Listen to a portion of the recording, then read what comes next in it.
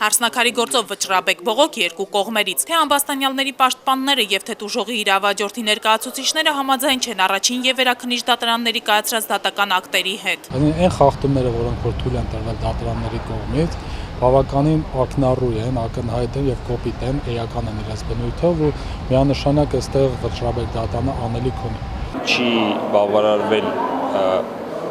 դատական ակտի բավարար չափով պատճառաբանվածության հարցը, չեն գնահատվել այն ապացույցները, որոնք